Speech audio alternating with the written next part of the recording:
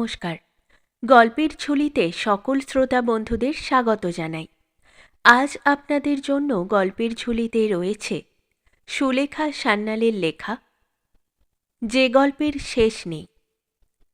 গল্পটি ভালো লাগলে একটা লাইক এবং কমেন্ট করে জানানোর অনুরোধ রইল। আর চ্যানেলে নতুন হয়ে থাকলে আরও গল্প শোনার জন্য চ্যানেলটি সাবস্ক্রাইব করতে কিন্তু ভুলবেন না। তাহলে চলুন শুনে নেওয়া যাক আজকের গল্প। আজ কিছুদিন থেকে ওই একই আলোচনা চলছে ওদের। দেখা হলে অন্য কথার চেয়ে ওই কথাটাই জরুরি মনে হয় বেশি। যেন অন্য কথা কবে বলেছে কিংবা বলেছে কিনা তা মনেই করতে পারে না। শিপ্রা বলে, কি যে হবে বাপু বুঝিনে। সময় মতো অসুখটি বাঁধালে একসঙ্গে যে জায়গা দুজনে পড়তে পারতাম, দিলে তার পথ বন্ধ করে। এখন থাকো হাঁ করে ডুয়ার্স না মুয়ার্স কোথা থেকে চিঠির আশায়। হাঁ করে না হয় আমি থাকলাম, কিন্তু তোমার তো আর ওসব ভাবনা নেই। ডাক তো পেয়েই গেছো। আমি না হয় এবছরটা ভালো হবে না বলে দিচ্ছি। শিপ্রা প্রায় কেঁদে ফেলে। তুমি পড়ে থাকবে আমার চেয়ে বেশি বিদ্যে নিয়ে, আর আমি ড্যাং ড্যাং করে ট্রেনিং নিতে যাব, ইনক্রিমেন্ট পাবো।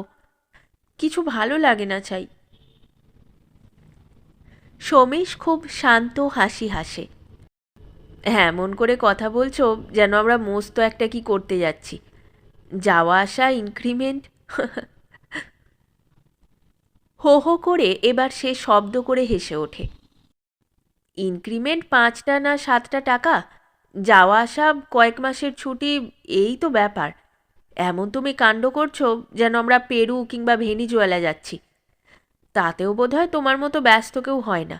এমন পাগল তুমি। শিপ্রা তখন একটু শান্ত হয়ে ভাবতে ভাবতে হেসে ফেলে। তখন সত্যিই তার ব্যস্ত মনটা শান্ত হয়ে হয়ে আবার সোমেশের মুখের দিকে দৃষ্টি রাখে। এখনও তার মুখ থেকে দু চোখ থেকে রোগের চিহ্ন যায়নি। অসুখের সময় ওর চুলগুলো ছোট ছোট করে ছেঁটে দিয়েছিল শিপ্রা নাপিত ডাকিয়ে। সেগুলো আবার বড় বড় হয়ে উঠছে। কিন্তু অসুখ থেকে উঠে ও যেন আরও সুন্দর, আরও আকর্ষণীয় হয়ে উঠেছে। ওর যে শান্ত চোখ দুটো শিপ্রাকে কেবলই মুগ্ধ করে, তাতে যেন কিসের একটা ছায়া পড়েছে। ভালো লাগছে, কিন্তু অর্থ বোঝা যাচ্ছে না। চোখ দুটোর মতো মনটা যে কেন শান্ত নয় বুঝিনে, এ আমি কিছুতেই বুঝিনে। খুব সাবধানে প্রায় নিঃশব্দে একটা দীর্ঘ নিঃশ্বাস পড়ে তার। দুজনে রোজ যেমনভাবে এসে বসে আজও তেমনি বসেছিল। শিপ্রা তক্তপোষ দেওয়া, ঘুমানোর, খাতা দেখার, গল্প করার, টিউশনি করার ঘরে। সোমেশ তেমনি করে চেয়ারের ওপর পা দুটো গুটিয়ে নিয়ে কেমন অনায়াস ভঙ্গিতে সিগারেট ধরায় তার লোমশ বলিষ্ঠ হাতে।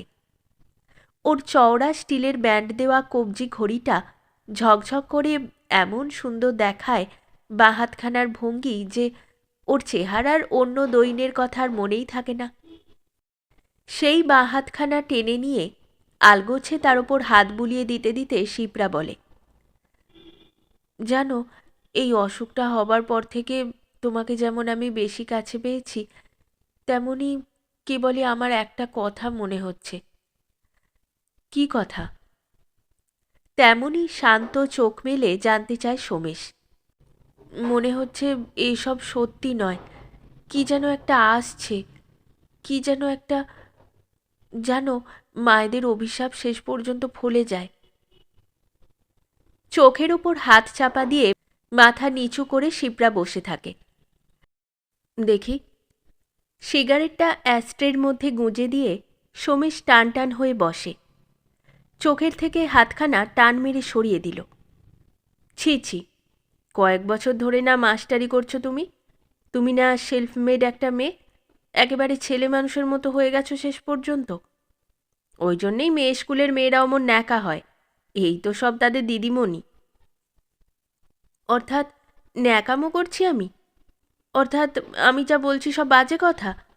দেখিনি আমি তোমার মায়ের দু চোখের দৃষ্টি? ভদ্রতা কেমন করে বিরক্তিতে পরিণত হয় একমাত্র ছেলের মা অসুখের সময় ছেলেকে দিনরাত আগলে রাখতে না পারলে মনে মনে কেমন হিংস্র হয়ে ওঠেন, তুমি কতটুকু তার জানো সোমেশ? তোমার মা এসে দাঁড়াতেন কাছে, আমি তাড়াতাড়ি উঠে দাঁড়াতাম তোমার পাশ থেকে হাত ছাড়িয়ে। তা দেখে গম্ভীর হয়ে যেতেন তিনি।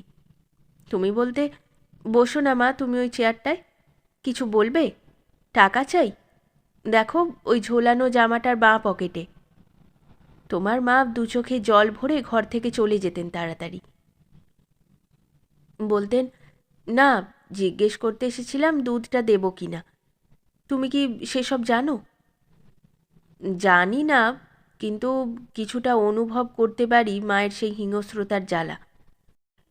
তুমি আর কতটুকু সময় আমার পাশে যেতে শিপ্রা? তোমার তো কত কাজ, স্কুল, গানের স্কুল, সভা সমিতি। আমি সারাদিন একলা মায়ের, একলা ছেলে হওয়ার সৌভাগ্য ভোগ করেছি কেমন করে জানো? শিপ্রা তাকালো চোখ তুলে। সোমেশ বলে, মায়ের হাতে তেল মশলা ছাড়া রান্না আমার গলা দিয়ে নামতো না, অথচ ডাক্তারের নির্দেশ তাই খেতে হবে। তুমি দেখেছিলে, পরে ছুটির দিন তুমি গিয়ে কাগজ জড়ানো একটা টিফিন কৌটো সযত্নে মার হাতে তুলে দিয়েছিলে, মনে আছে? আছে। মা অবাক হয়ে বলেছিলেন, কি এতে? তুমি বলেছিলে, ওর জন্যে এনেছি মাসিমা, ভাতের সঙ্গে খাবে। মার মুখটা অমনি বিরক্তিতে ভরে উঠেছিল। বলেছিলেন, ওর এই অসুখে তো ও যা তা খেতে পারবে না, মশলা ছাড়া তেল ছাড়া রান্না। তুমি একটু হেসে বলেছিলে, সে তো আমি জানি মাসিমা, ঠিক তেমন করেই রেঁধেছি মাগুর মাছের ঝোলটা, কোনো ক্ষতি হবে না। মনে আছে? আছে মনে। আর সেই ঝোল দিয়ে ভাত মেখে তুমি তো আমার সামনেই খেলে বসে বসে, তাও মনে আছে। সেই একদিনই। তারপর যতদিন তুমি তোমার বোন কিংবা চাকরের হাত দিয়ে রান্না পাঠিয়ে নিজে যাবার সময় পাওনি, সে রান্না আর কোনোদিনও আমার পাতের কাছে আসেনি। ইস! শিপ্রার চোখ দুটো জলে ভরে উঠল। কেন? তোমার তো খারাপ লাগেনি? তুমি তো বরং মাসিমাকে বললে প্রথম দিন আমার রান্না খেয়ে, এরকম করে রান্না করলে মশলা তেল ছাড়া তবু খাওয়া যায়। তুমি এমনি করে আমাকে রেঁধে দিও। সেই হয়েছিল আমার অপরাধ।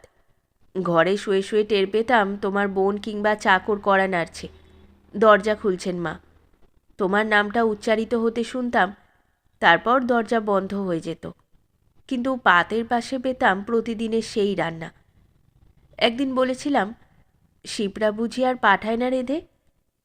মা একটু ইতস্তত করেছিলেন, দুবার ঢোক গিলেছিলেন, তারপর মৃদুকণ্ঠে বলেছিলেন, পাঠায়, কিন্তু এত মশলা দেয়, ও তোমার না খাওয়াই ভালো।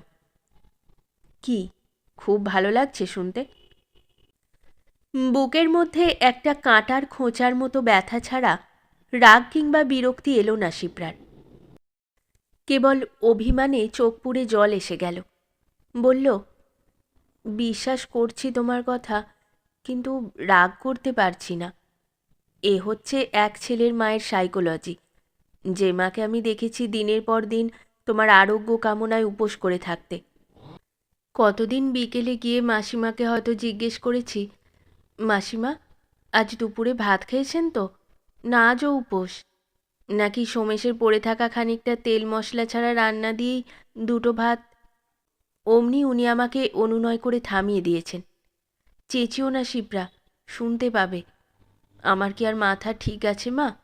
ওকে কেমন করে যে ভালো করে তুলব, আমার খাওয়াটাই তো বড় নয়। এমন কতদিন। এ কথা কি তুমি জানো সোমেশ? তুমি অনায়াসে আমার কোলের ওপর মাথা রেখে হাতখানা শক্ত করে চেপে মুখের ওপর ধরে রেখেছ তোমার মায়ের সামনেই, একেবারে নির্লজ্জের মতো। আমি তোমার বউ না, কিচ্ছু না, একটা বাইরের লোক, বন্ধু মাত্র। তোমার পরিচয়ে যাই, মাসিমা বলে তাকে ডাকি। কি আমার জাত, কি আমার অতীত, কি আমার ভবিষ্যৎ, কিছু তার জানা নেই। বরং কিছু দুর্নাম তার কানে গেছে মাত্র, এইটুকু আমি হলপ করে বলতে পারি। এমন একমাত্র ছেলের মায়ের হিংসে কিংবা বিরক্তিকে কি আমাদের চোখ দিয়ে বিচার করে রায় দেওয়া উচিত? বেশ, বুঝলাম তোমার কথা। মায়ের প্রতি তোমার এত সহানুভূতির জন্য তোমাকে ধন্যবাদ। এবার বক্তব্যটা বলো। বক্তব্য আবার কি? আমার মনে হয় দোষ তোমার। আমাকে তুমি তোমার মায়ের মনে প্রতিষ্ঠিত হতে দেবার আগেই আঘাতে আঘাতে সম্পর্কটাকে তিক্ত করে তুলেছ। সহজভাবে প্রসন্ন মনে গ্রহণ করবার সময় না দিয়ে জোর করে আমাকে টেনে নিয়ে দরজা দিয়ে ঢুকিয়েছ। বেশ করেছি। অসহিষ্ণুর মতো সোমেশ প্রায় চেঁচিয়ে ওঠে। বলেছি তোমাকে আমি বিয়ে করব। এক মায়ের এক ছেলে বলে কি আমার নিজের সত্তা বিসর্জন দিতে হবে আমাকে? দিইনি কি আমি? জানো, এই মায়ের জন্যেই আমি লামডিংয়ের সেই মিলিটারির পোস্টটা নিলাম না, নাগা হিলসের ওদিকে সেই এডুকেশন অফিসারের পোস্টটা ছাড়লাম। মা চান না বলে। চান না বলেই এই এঁদো শহরে এক মাস্টারির চাকরিতে মুখ গুজে পড়ে আছি। একমাত্র লাভ তুমি। সেই তোমাকে যদি ছাড়তে হয় তবে আমি মা কেন, কাউকেই সহ্য করব না। এ কথায় শিপ্রার দুচোখ আবার জলে ভরে ওঠে। ইচ্ছে হয় সোমেশের কোলের মধ্যে মুখ গুজে একটু কাঁদে, কিন্তু চোখের জল মুছে সে হাসতে থাকে। সে হাসি দেখে সোমেশ আরও ক্ষেপে ওঠে। তার শান্ত চোখ দুটোর দৃষ্টি পাল্টে যায়। বলে, হাসছ তুমি? ব্যঙ্গ করছো নাকি আমাকে শিপ্রা? শুনবে সে কথা? সহ্য করতে পারবে? পারবো, বলো তুমি। আমার সে কথা শুনে মা প্রথমে কেমন অদ্ভুতভাবে হেসে উঠলেন। ছোট কোনো শিশুর অদ্ভুত কোনো প্রচেষ্টা দেখতে দেখতে যেমন হেসে ওঠে প্রিয়জনেরা, তারপরেই হঠাৎ কেঁদে ফেললেন। শিপ্রা যে বিধবা। হলোই বা, স্বামীর সঙ্গে ওর পরিচয় বা কদিনের? তার মৃত্যুর পরে আবার শিপ্রা যা ছিল তাই। ওর সঙ্গে যে জাতে মেলে না আমাদের। মনে তো মেলে। ওর নামে যে অনেক দুর্নাম শুনি। দুর্নাম তাকেই দেয় লোকে যার তা গ্রহণ করার ক্ষমতাও আছে। দুর্নাম না থাকলে ও তো আর পাঁচটা সাধারণ মেয়ের মতো হতো। ভালোই লাগতো না আমার। উত্তর শুনে মা স্তব্ধ হয়ে বসে রইলেন খানিকক্ষণ। তারপর চোখের জল মুছে ফেলে আমার মুখের দিকে এমন এক অদ্ভুত দৃষ্টিতে তাকালেন, যে দৃষ্টি আমি কখনো দেখিনি আগে। তারপর একটি অদ্ভুত অস্ত্র প্রয়োগ করলেন আমার সে কাকবন্ধা মাথা। কী তা জানো? চোয়ালের হাড় শক্ত হয়ে উঠেছে সোমেশের। জানলা দিয়ে বাইরে সে স্টেশনের মালগাড়ির শান্টিং দেখতে থাকে। কি?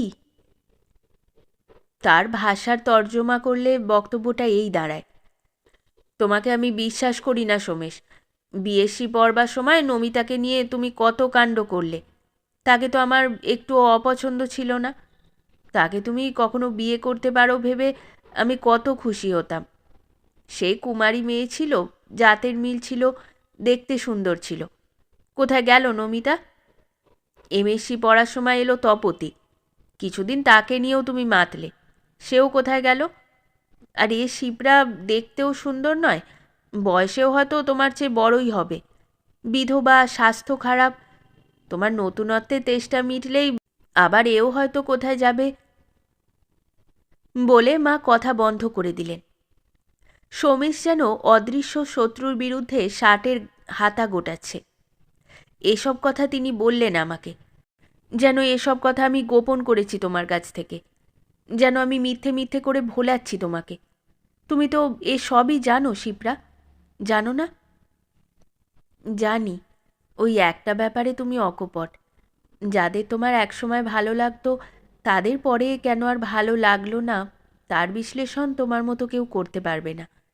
জানি তো। বলো যদি তো আমি সাক্ষীও দিতে পারি। ঠাট্টা করছো? না না, ঠাট্টা নয়, সত্যিই তো। তুমি যে আমাকে সবই বলেছ, এ কথা মাসিমার জানা নেই বলেই তো এত কাণ্ড। ওদের সঙ্গে তোমার পার্থক্য কি? তুমি আমাকে কী টানে টেনেছ, কত দীর্ঘদিনের নীরবতা, অবজ্ঞা, অবহেলা আর উপেক্ষা দিয়ে একটু একটু করে তুমি আমাকে পুড়িয়ে পুড়িয়ে খাঁটি সোনা করে নিয়েছ, এ কথা কি বলিনি তোমাকে? তাও বলেছ সোমেশ। বাইরেটা আস্তে আস্তে কখন অন্ধকার হয়ে গিয়েছিল, ঘরের ভিতরটাও। হাত বাড়িয়ে আলোটা জ্বালতে গিয়ে হাতটা আবার গুটিয়ে নিল শিপ্রা। রাস্তার ল্যাম্পপোস্টের আলোটা এসে ঘরে পড়েছে। সেই আলোয় ঘরের ভেতরটা দেখা যাচ্ছে, সেই ভালো। সোমেশ তাকায় শিপ্রার স্থির মুখের দিকে। কথা বলছো না যে? বলছি। তক্তপোষের ওপর পা দুটো তুলে শিপ্রা ঠিক হয়ে বসে নিল। তুমি বলছিলে না প্রথমে যে আমি ব্যস্ত হচ্ছি সামান্য ব্যাপারটায়? সত্যি ব্যস্ততাটা আমারই বেশি, কারণ এক ছেলের মায়ের মন দিয়ে না বুঝলেও ভালোবাসার মন দিয়ে বুঝতে পারি তোমার যাওয়া মানে আবার ভারসাম্য হারানো, আবার সরে যাবে তুমি আর এক ইতিহাসের জগতে। আমিও হারিয়ে যাব, তাই ভয়। কিন্তু তোমার ক্ষমতা আছে সোমেশ, এ আমি স্বীকার করবই। নইলে আবার নতুন করে তুমি আমাকে। প্রায় শব্দ করে হেসে উঠল সে। তবু ঘরের আবহাওয়া সোমেশের শক্ত মুখের মতো স্তব্ধ হয়ে রইল। সে হাসিতেও সহজ হল না। সে বললে, বুঝেছি, তুমি আমাকে বিশ্বাস করো না। তুমি আমাকে চ্যালেঞ্জ করেছো শিপ্রা। যেমন একদিন খেলা করে একটা কাগজে 18টা প্রশ্ন লিখে আমার চোখের সামনে হেসে হেসে তুলে ধরেছিলে, আজও তেমনই মিষ্টি কথায় চ্যালেঞ্জ করলে। বেশ, সে চ্যালেঞ্জ গ্রহণ করলাম আমি। যদি জয়ী আমি হই, তবে তোমার এই হাসি হাসি মুখের নিষ্ঠুরতাকে আমি সারা জীবন দিয়ে তিলে তিলে পিষে মারব। আর যদি তোমার কথাই সত্যি হয়, তবে তুমি আমাকে কিছুতেই ক্ষমা করো না। অসীম নিষ্ঠুরতায় আর ঘৃণায় আমার স্মৃতিকে মন থেকে মুছে ফেলো। আমি এতটুকুও দোষ দেব না তোমাকে। নিশ্চিহ্ন করে দিও আমাকে। চোখ দিয়ে জল পড়তে লাগলো শিপ্রার। তা যদি পারতাম সোমেশ, তোমার চোখ দুটোর দিকে তাকিয়ে। তবে এই শেষ, সত্যিই নিষ্ঠুর হব আমি। ক্ষমা আমি আর করব না। আমার কথাই যদি সত্যি হয়, তবে নিশ্চিহ্ন করেই মুছে দেব তোমাকে। দিয়ে মনের পাথরটাকে এমন শক্ত করে লাগাবো যে কোথাও আর এতটুকু ফাঁক না থাকে। আর নয়, আর নয়, ওঠো এবার সোমেশ। রাত অনেক হলো। আমার একগাদা পরীক্ষার খাতা দেখা আছে, 7 দিনের মধ্যে দিতে হবে। খট করে সুইচ টিপে আলোটা জ্বালিয়ে দিল শিপ্রা। নিজেও উঠে দাঁড়ালো। সারা ঘরটা আলোয় ভাসছে। বাইরের মালগাড়িগুলোর আস্তে আস্তে চলে যাওয়ার একটানা শব্দ উঠছে লোহার লাইনের ওপর। পাশের ঘর থেকে ছোট বোন মালার গুনগুন পড়া শব্দটা কানে আসছে। মনে পড়ে গেছে সব কথা।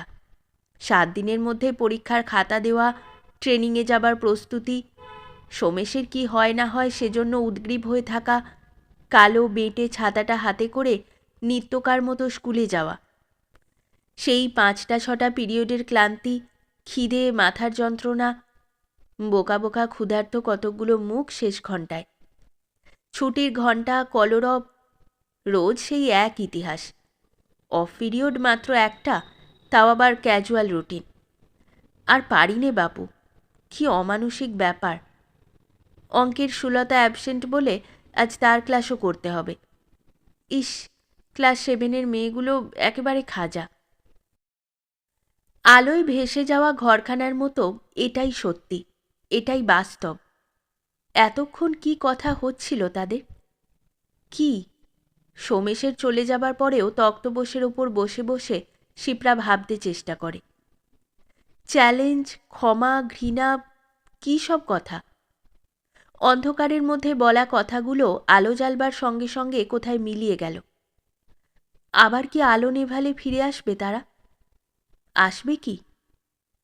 আলোটা নিভিয়ে দিয়ে সোমেশের বসে থাকা চেয়ারটার পিঠের ওপর হাত রেখে ফিসফিস করে শিপ্রা কেঁদে উঠল। চ্যালেঞ্জ নিও না সোমেশ, আর কাউকে যেন আমার ঘৃণা করতে না হয়। বিছানায় শুয়ে পাতা উল্টে উল্টে পড়ে শোনাচ্ছিল আরতি। পাশে প্রায় ওর মাথার ওপর গাল রেখে শুনছে অপর্ণা। নিচে ঢং ঢং করে ঘণ্টা পড়েছে, শুনতে পেয়েছে দুজনে। পাশের ঘরগুলো থেকে, মাথার ওপরে তেতলার ঘরগুলোর ঘরে পড়া চটির ঘষ্টানো শব্দ, থালাবাটির ঠুংঠাং শব্দ, সব ওদের কানে গেছে। সিঁড়িতে খসখস করতে করতে, দল বেঁধে কলরব করতে করতে মেয়েরা নামছে।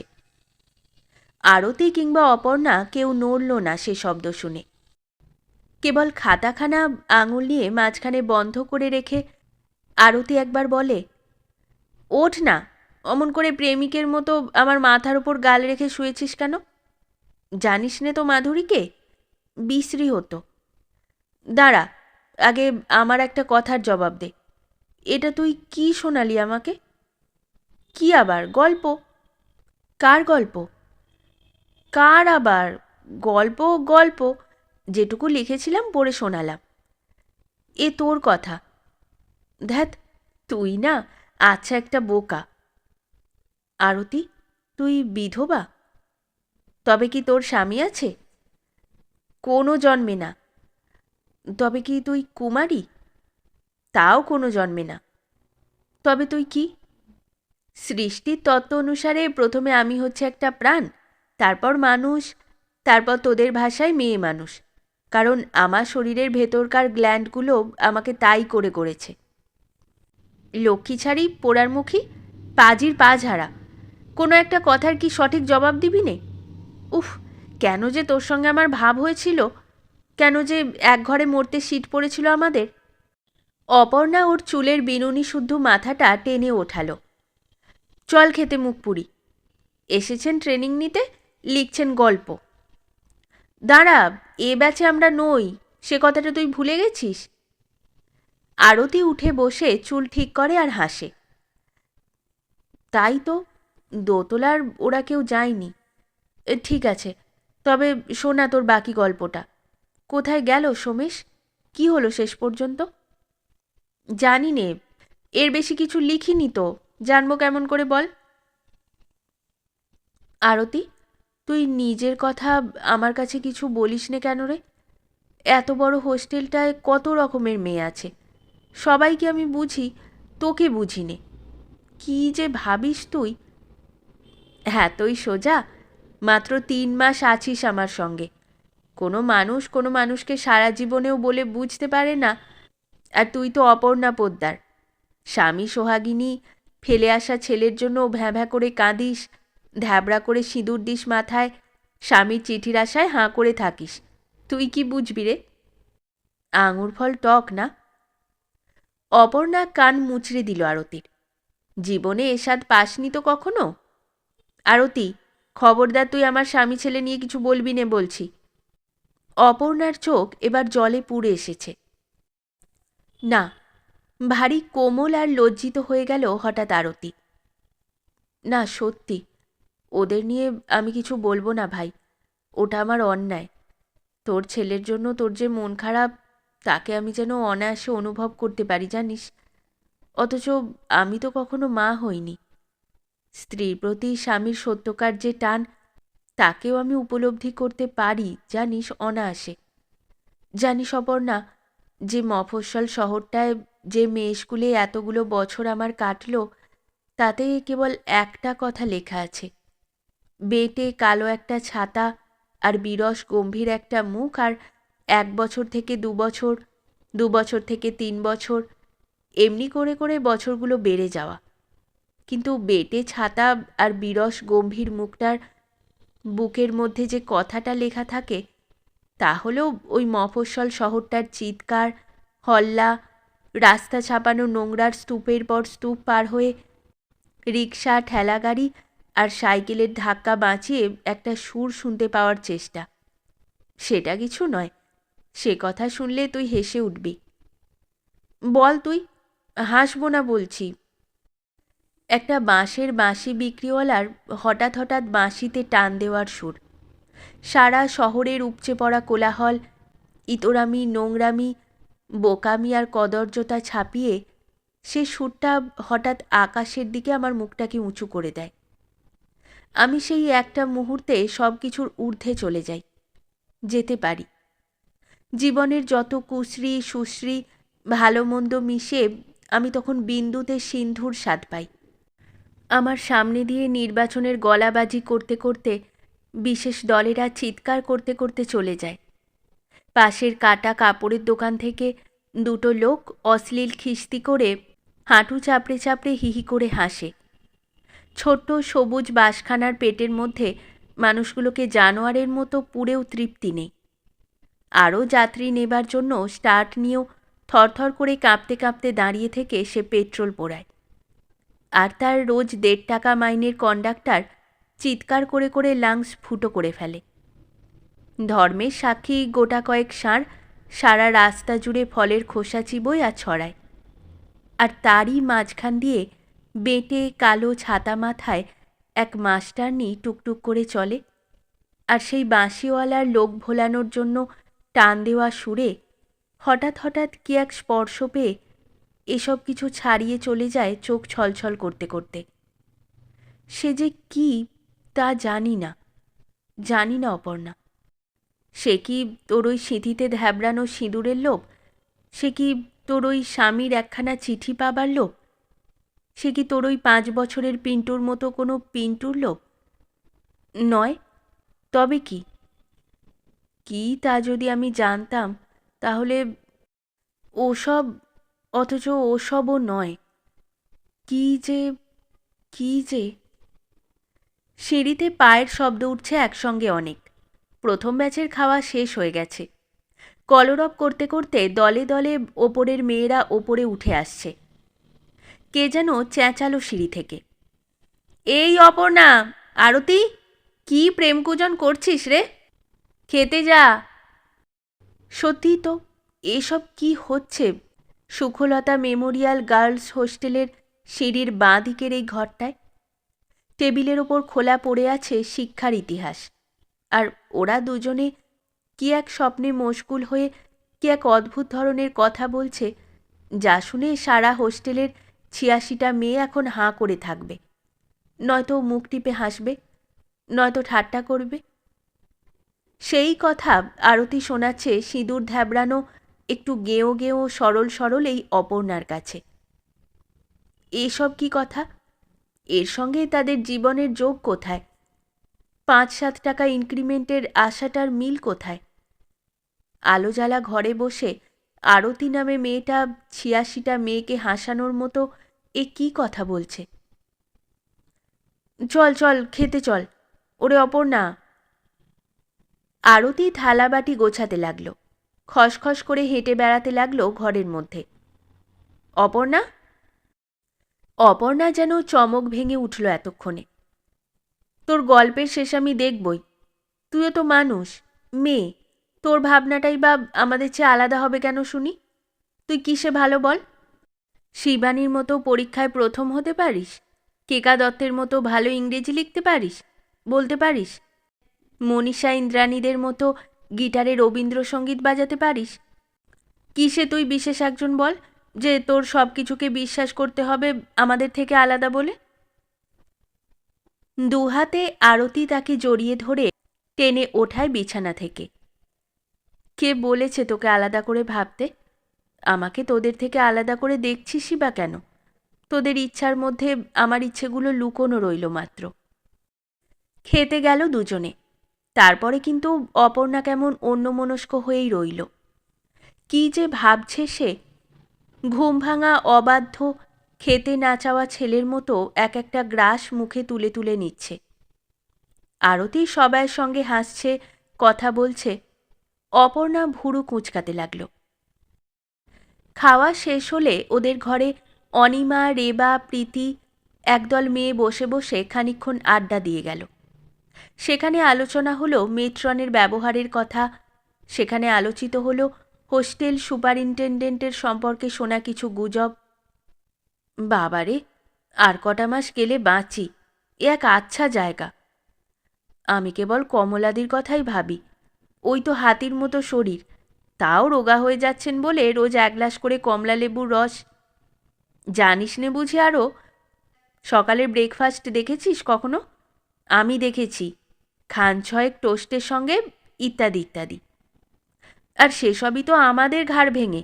আবার এদিকে তো ক লিখতে কলম ভাঙে। বাবা, এতটুকু লজ্জাও কি নেই সেজন্যে? এমনি কথা, মন্তব্য, বিরক্তি, তার মধ্যেও অপর্ণা চুপ। এই অপর্ণা, তুই চুপ করে আছিস যে বড়, কি হয়েছে? কর্তার চিঠি পাসনি বুঝি? না রে, ছেলের কথা মনে পড়েছে ওর। কে যেন বলে, আর অপর্ণার যেন একটা কান্নার সুযোগ জুটে যায়। তার বড় বড় চোখ দুটো জলে ভরে উঠে উপচে পড়তে থাকে। মেয়েরা এতটুকু লজ্জিত হয় না তার জন্য, বরং রেবা আঁচল দিয়ে গা ঢাকে। মাত্র 8 মাসের বাচ্চাটাকে তাকে মায়ের কাছে রেখে আসতে হয়েছে। যদিও রোজ বিকেলে সে একবার ঘণ্টা খানেকের জন্য তাকে গিয়ে দেখে আসে, যদি কোনোদিন না যেতে পারে তারও তো এমনি কষ্ট হয়। তারপর একসময় তেতলার মেয়েরা তেতলায়, চারতলার মেয়েরা চারতলায় চলে যায় গল্প শেষ করে। তখন আরতি চোখ পাকিয়ে তাকায় অপর্ণার দিকে। তুই সন্ধ্যে থেকে এমন করছিস কেন বলতে পারিস? কি অপমান করেছি তোকে আমি বল? তুই আর মিশিস না আমার সঙ্গে, বুঝলি? এবার অপর্ণা হাসছে। এতক্ষণে সে চোখের জল মুছে আরতির কাছে সরে আসে। সেই ভালো, এক ঘরে থাকবো অথচ দুজনে কথা বলবো না। কি সুন্দর সম্পর্ক না রে? তোর গল্পের সোমেশ যখন প্রতিজ্ঞা ভঙ্গ করবে, তখন যেমন তোর নায়িকা করবে, একই শহরে থাকবে, সেই ছাতা মাথায় দিয়ে নিত্যদিনের পথে চলে যাবে, ওর সঙ্গে দেখা হবে। কিন্তু কত লোকের সঙ্গেই তো দেখা হয়, কত পথচারী, ও তাদেরই একজন। তুই তা পারিস আরতি। আরতি হাসতে হাসতে বর্ণনাটাকে সেখানেই শেষ হতে দিল না। শিবরার আগে আগে সেই পথচারী চলেছে। মায়ের একমাত্র ছেলের পাওনা যত্নে শরীরটা তার বিশাল মোটা আর বেঁটে হয়ে গেছে। হাতে তার একটা তালি দেওয়া ছাতা, মাথায় কোঁকড়া চুলগুলো ছোট ছোট করে ছেঁটে প্রচুর তেল দিয়ে চকচকে করে টেনে আঁচড়ানো। এক মুখ তার পান। মাঝ রাস্তায় থেমে সে নস্যি ঝাড়ল ডান হাতে। পকেট থেকে আধময়লা নস্যির দাগ লাগা রুমাল বার করে নাক মুছে আবার চলল। ছি ছি আরতি, কি বিশ্রী করেই না ভাবতে পারিস তুই। কিন্তু তোর গল্পের সেই শান্ত চোখ দুটো, স্টিলের চওড়া ব্যান্ড দেওয়া কবজি ঘড়িটা, সে কোথায় চুলোর দুয়ারে গেছে, কে তার খবর রাখে? কেন এত রাগ কেন? কেন তুই অমন করে একটা মানুষকে ভেবে রাখবি? কেন তুই ভালো কিছু ভাবতে পারবি নে? কারণ ভালো কিছু আমার নায়িকা পায়নি। লেখিকার মন বলছে এরকম হবে।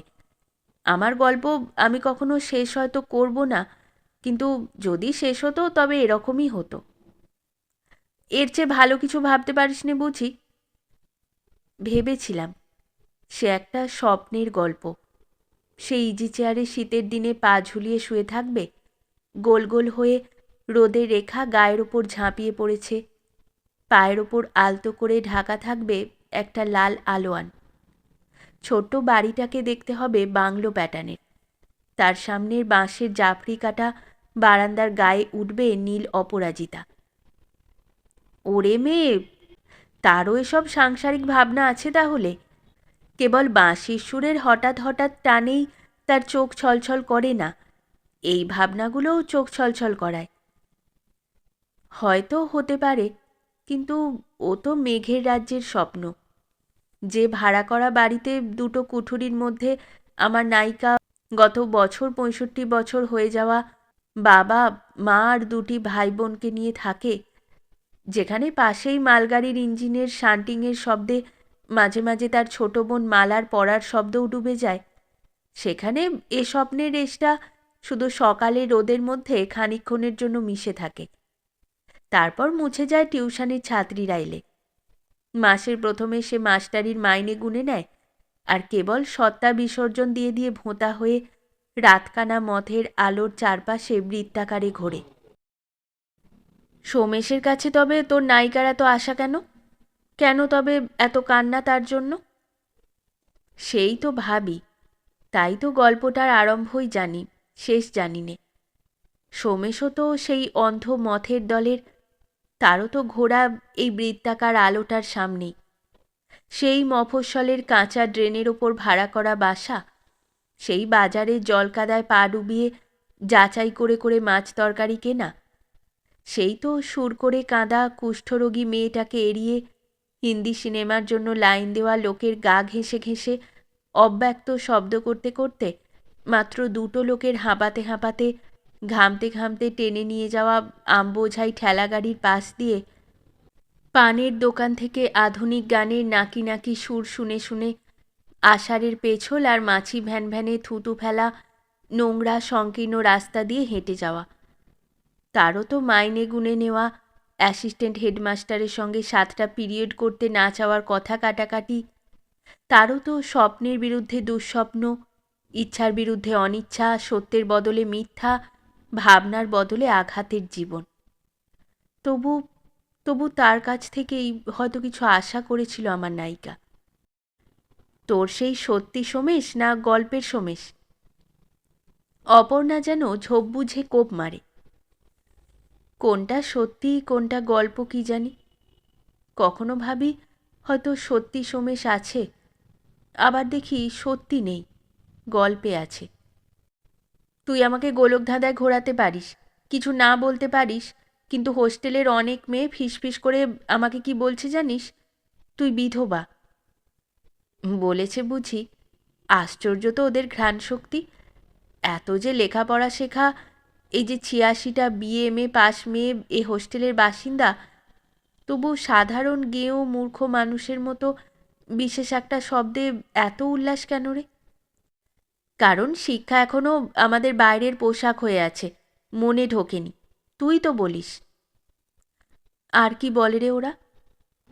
তোর নাকি কে একজন লাভার আছে, তোর। ওরা তো সর্বজ্ঞ দেখছি রে অপর্ণা। কেবল এক ঘরে থেকে আমিই জানি না কিছু। তুই আমাকে নিজে বলবি তবে শুনব। তবু তাকে চুপ করে থাকতে দেখে অপর্ণা বলে, আরতি, তোর সত্যি বিয়ে হয়েছিল? হয়তো হয়েছিল, মনে নেই। তোর নামে অনেক দুর্নাম আছে। তোদের শহরের উর্মিলা দেবী বিদ্যালয়ের অরুণা ঘোষ বলে যে মেয়েটা এসেছে, সে বলেছে মেয়েদের কাছে। দুর্নাম? এবার আরতি শব্দ করে হেসে ওঠে।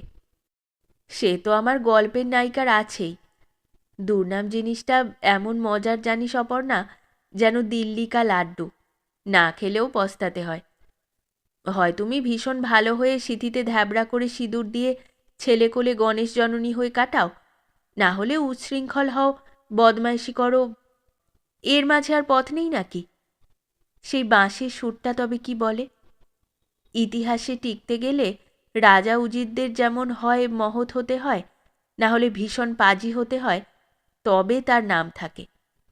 দুর্নাম আর সুনামের মধ্যেও এই খেলা, তারও আবার ডিগ্রি মাপা আছে। আমার ভাগে কত ডিগ্রি রে? তোর কাছে অনেকে এসেছে কিছুদিন, কিছুদিন পরে আর আসেনি। ওরা বলে তুই দূর করে দিয়েছিস তাদের। আর আর আবার কি? এত তীক্ষ্ণ আর নিষ্ঠুর কেন তুই?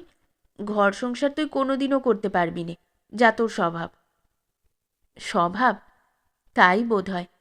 ঘর সংসার হবে আকাঙ্ক্ষা করে বাবা বিয়ে দিয়েছিলেন। বছর 2 পরে ঘর সংসার চুকিয়ে সে এলো চলে সর্বনাশীর মতো। এসে বাইরের ঘরের কোণের চড়ুই পাখির আর শালিকের বাসা ভাঙতে তার 2 দিন গেল। তারপর সে নিজের চেষ্টায় আইন পাশ করল, বিয়ে পাশ করল, চাকরি নিল। 10টা বছর তার কোথা দিয়ে কেটে চলে গেল যৌবনের পুঁজি থেকে। তা এরই মধ্যে সে দুর্নাম কুড়ালো আর জীবনের পথে হাঁটল। হাঁটল আর ক্লেদাক্ত নোংরা সেই মফস্বল শহরটার পথ চলতে চলতে হঠাৎ বাঁশির সুর শুনে শুনে খুশি হয়ে উঠল। পালিয়ে যেতে পারলে সে এতদিনে পালিয়ে যেত কোথাও, কোনো সমুদ্রের ধারে, কোনো রোদ ওঠে অথচ তাপ লাগে না এমন ঠান্ডা দেশে, কিংবা সেই বাংলো প্যাটার্নের বাড়ির নীল অপরাজিতা ওঠা বাঁশের জাফরির কাছে ইজি চেয়ারে গায়ে এলিয়ে লাল আলোয়ানে পা ঢেকে সে বসে থাকত। এর মধ্যে সোমেশকে না আনলেই হতো, স্বপ্নটা একা একা দেখলেই পারত। ও বেচারিকে ধরে টানাটানি কেন? ওই বাঁশির সুরটা শুনতে শুনতে একদিন একটা সময় ওরা দুজনেই কেমন অন্যমনস্ক হয়ে রাস্তা হাঁটছিল। তার শোনা সুর আর আমার নায়িকার শোনা সুর এক জায়গায় এসে মিলে গেল কখন যেন।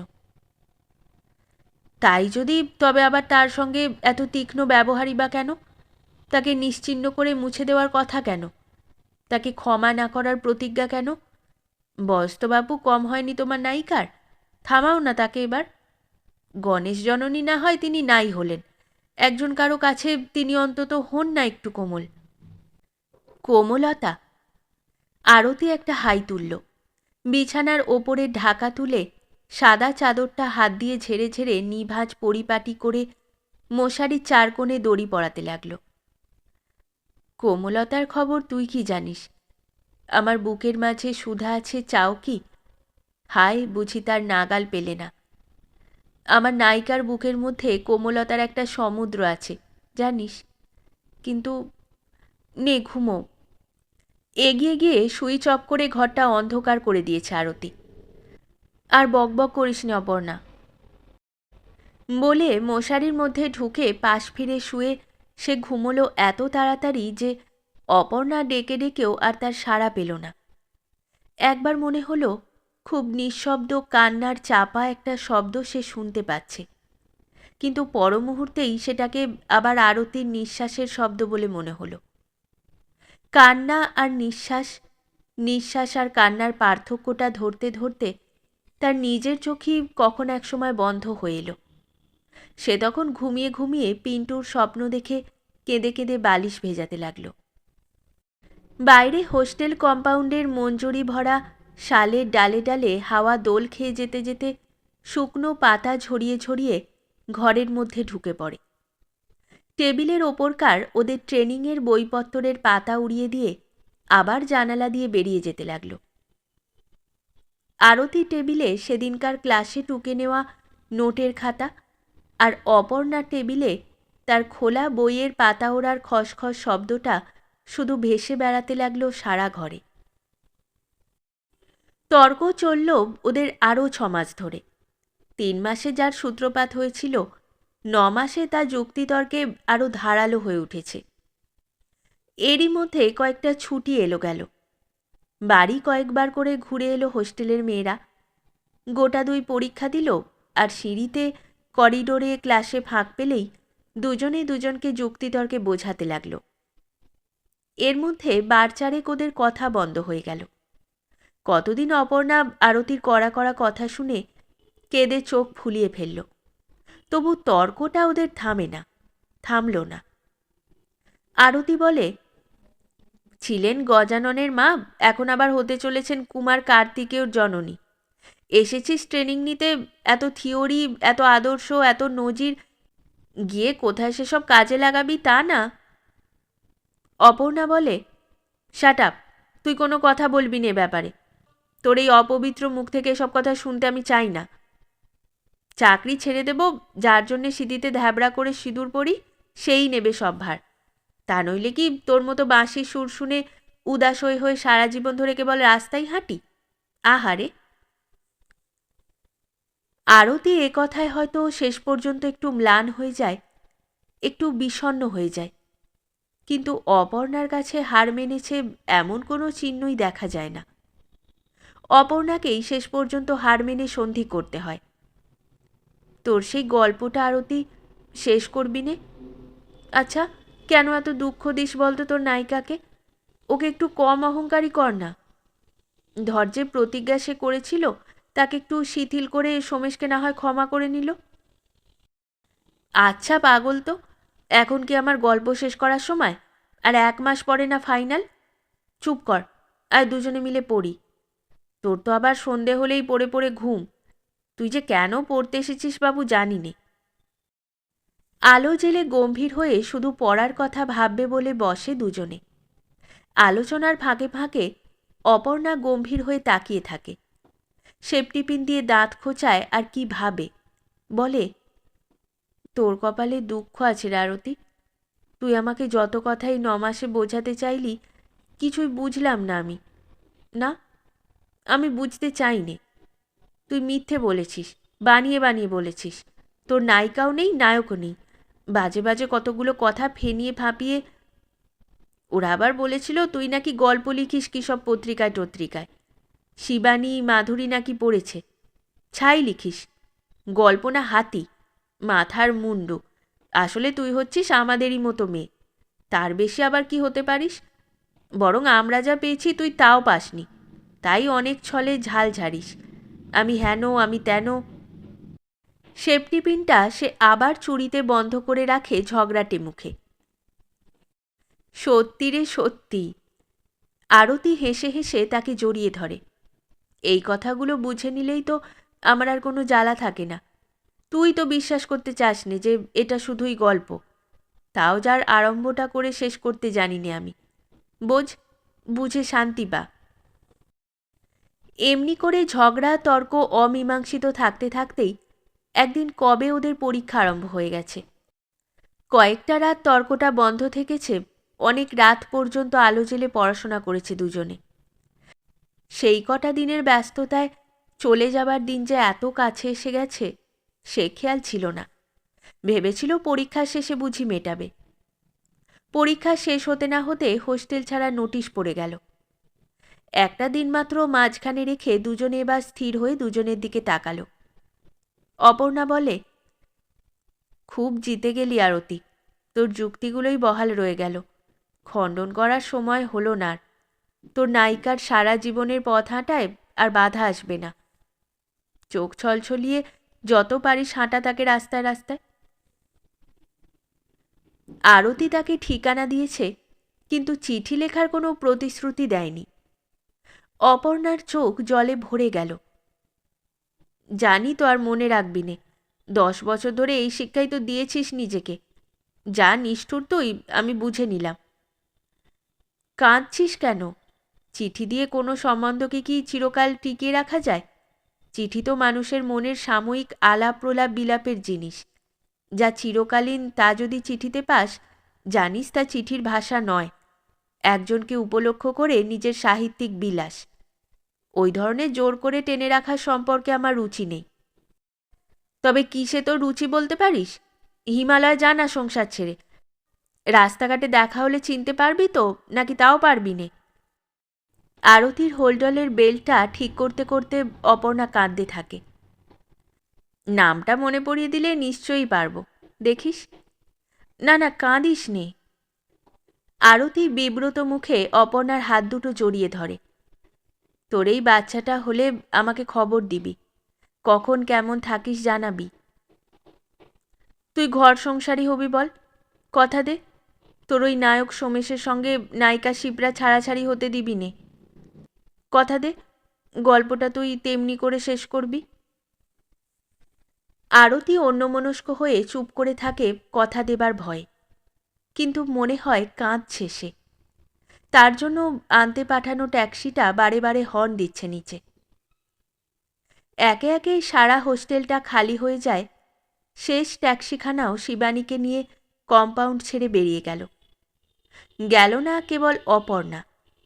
বাঁকুড়া জেলার যে শহরটায় তারা থাকে তার গাড়ি রাত 10টার আগে নেই। স্বামী পরেশনাথ বিশেষ অনুমতি নিয়ে অন্তত রাত 8টা পর্যন্ত তাকে হোস্টেলে থাকতে বলেছে। সে ট্যাক্সি নিয়ে এলে তবে অপর্ণা যেতে পারবে।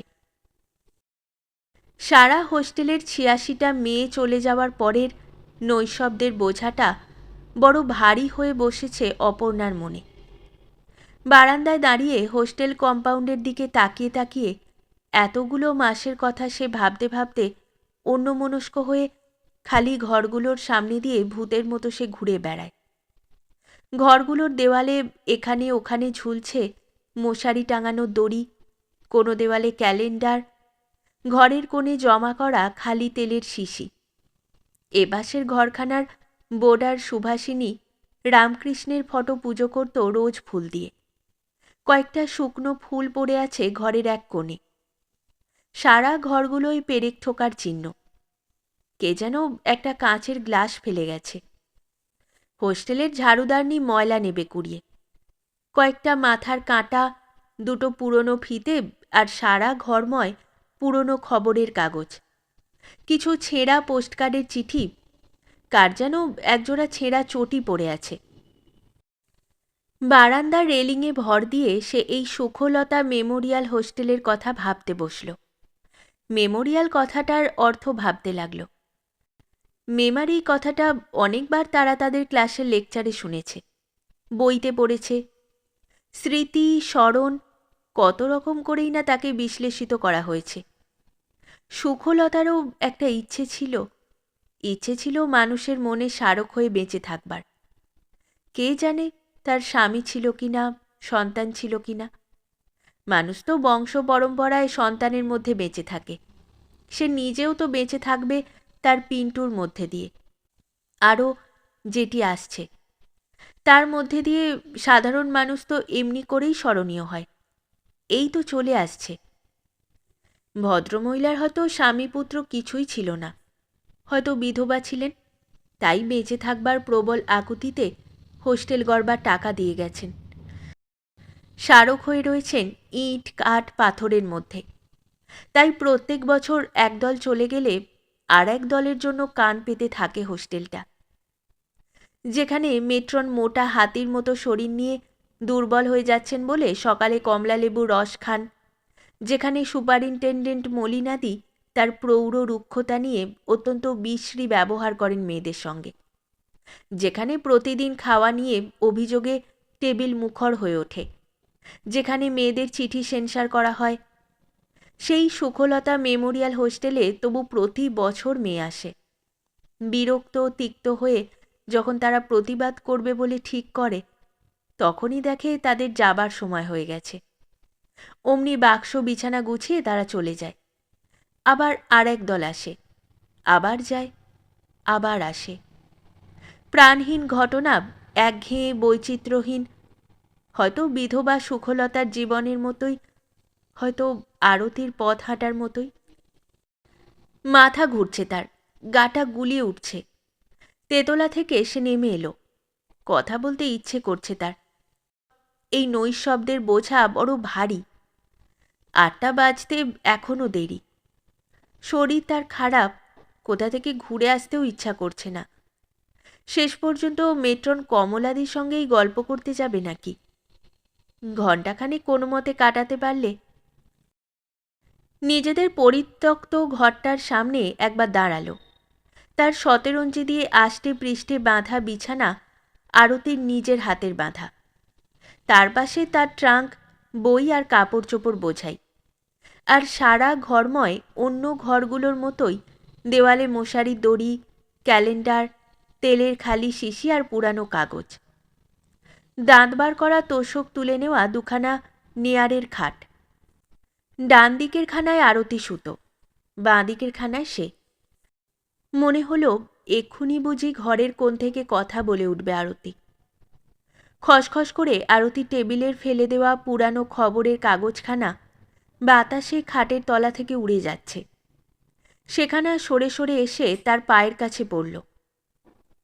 তার তলা থেকে বেরিয়ে রয়েছে একটা ফিকে সবুজ রঙের খামের গা। খামখানা সে তুলে নিল হাতে। আরতির নামের চিঠি।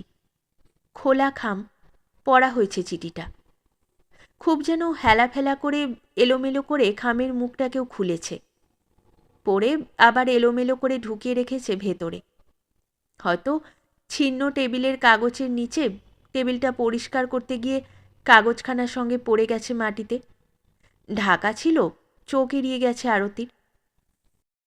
2 আঙুলে চিঠিখানা সে বার করে আনে। বসে আরতির খাটখানার ওপর। চোখ কুঁচকে একবার সে চিঠির মাথার ঠিকানাটা দেখতে চেষ্টা করে। নেই কিছু। তারিখহীন ঠিকানাহীন একটা চিঠি। কয়েকটা মাত্র লাইন, এলোমেলো ছড়ানো ছিটানো কয়েকটা শব্দ। যে লিখেছে সে যেন তার অবহেলার ভাবটা ইচ্ছে করে ফোটাতে চেয়েছে। পরপর 2খানা চিঠির উত্তর না পেয়ে বুঝেছি আমাকে তুমি তোমার কথা মতোই মুছে ফেলেছ, নিশ্চিহ্ন করে। আমার চ্যালেঞ্জে আমি হেরে গেছি এ কথাই বোঝাতে চেয়েছ। তবু আর আমার ভয় নেই। যে মেয়েটার কথা লিখেছিলাম সে ছিল বাঙালি। সে আর নেই আমার জীবনে। এখন একটা পাহাড়ি মেয়ের সঙ্গে ভাব হয়েছে। মাঝে মাঝে পাহাড় ডিঙিয়ে যাই তার কাছে, ভালো লাগে। তোমার সেই আমাকে স্বপ্ন দেখানোর চেষ্টা, সেই বিন্দুতে সিন্ধুর স্বাদ উপলব্ধি করানোর চেষ্টার কথা মনে পড়লে তোমাকে আমার এমন প্যানপ্যানে লাগে। তোমার কাছে ক্ষমা না পেলে কি বয়ে যায় আমার? ভয় করি না, আর ভয় করি না তোমাকে। এখন আমি বিশ্রী মোটা হয়েছি। আয়নায় নিজের দিকে নিজেই তাকাতে পারি নে। আমি সিগারেট ছেড়ে নস্যি ধরেছি। চুলগুলোকে ছোট ছোট করে ছেঁটেছি, সেই যেমন আমাদের জন্ডিসের সময়। তবু আমার শান্তি নেই। তবু তো সেই এক শহরেই থাকা, এক রাস্তা। আমি যেমন করে পারি আর কোথাও চলে যাব, তুমি কিছু ভেবো না। নামহীন ঠিকানাহীন চিঠি পড়া শেষ করে অপর্ণা খামখানার ওপর পোস্ট অফিসের ছাপটা খুঁজতে থাকে। তাও এমন অস্পষ্ট যে কিছুতেই তার পাঠোদ্ধার করা যায় না। আরতি তার গল্পের শেষটা বুঝি রেখে গেছে।